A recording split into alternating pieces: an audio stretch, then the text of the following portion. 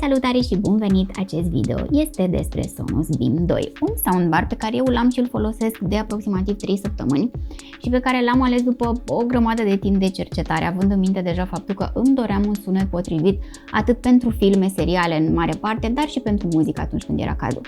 Iar la finalul acestui video găsiți și un test de sunet.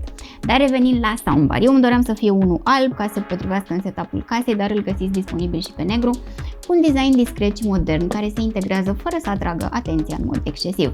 Diferența cea mai vizibilă față de modelul anterior este grilajul din policarbonat, conceput pentru a fi mai ușor de curățat și mai rezistent decât grilajul textil al predecesorului său. Am apreciat conectivitatea variată, incluzând HDMI ARC, Wi-Fi și Apple AirPlay 2, ceea ce oferă flexibilitate în conectarea cu diverse surse audio. Suportul pentru Dolby Atmos este un punct forte, oferind o experiență audio mai imersivă, deși efectul poate varia în funcție de dimensiunile și de acustica pe care o are camera. Sonos Beam Gen 2 are o calitate excelentă a construcției, la fel ca prima variantă, și oferă o senzație generală de înaltă calitate. Este în principal din plastic, care însă se simte foarte solid și durabil, și există de asemenea o grilă de plastic în față pentru a ajuta la protejarea difuzoarelor din interior.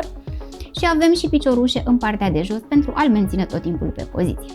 Vorbim despre un soundbar cu o lungime de 65 de cm, înălțime 6,7 cm și o adâncime de 10,1 cm.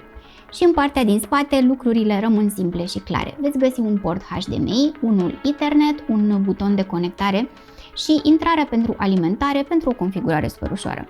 Nu avem o telecomandă pentru a-l controla, ci butoane tactile direct pe soundbar, inclusiv butoane pentru volum, redare, pauză, skip, preview și un buton pentru a putea dezactiva microfonul pentru controlul vocal. Butoane pe care eu personal nu le-am folosit deloc, pentru că, în primul rând, având HDMI ARC, va porni și se va închide odată cu TV-ul. Volumul va fi controlat direct din telecomanda TV-ului și, în al doilea rând, pentru setări avem disponibilă aplicația Sonos atât pentru Android cât și pentru iOS. Iar această aplicație este mai mult decât o simplă telecomandă, pentru că vorbim de un centru de control care îți permite să personalizezi întreaga experiență audio. Interfața este intuitivă, ușor de navigat și oferă acces la toate serviciile de streaming preferate, de la Spotify la Apple Music, și practic toate sunt integrate într-un singur loc. Controlul multiroom este o altă funcție esențială, permițându-ți practic să sincronizezi muzica în toată casa dacă ai mai multe device-uri sau să redai conținut diferit în fiecare cameră. Opțiunile de personalizare sunt extinse, oferindu-ți posibilitatea să ajustezi egalizatorul, nivelul basului și alte setări pentru a obține sunetul perfect în funcție de preferințele fiecăruia. Tehnologia TruePlay analizează acustica întregii camere și optimizează automat sunetul, asigurând o experiență de ascultare ideală. Însă această funcție necesită un dispozitiv cu iOS pentru configurare.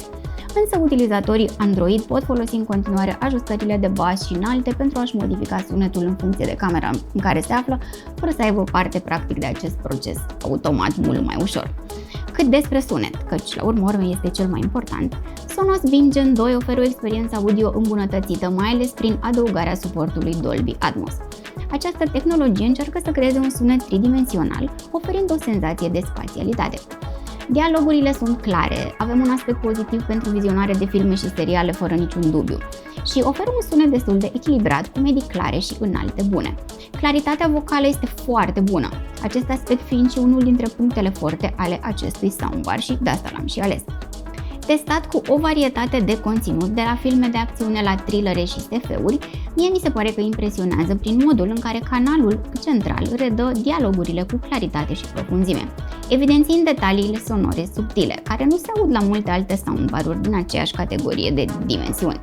Cele 4 difuzoare de medii eliptice frontale și tweeterul central, îmbunătățit, redau dialoguri clare, precise, în timp ce cele 5 amplificatoare împreună cu cele 3 radiatoare pasive asigură un bas mai mult decât decent.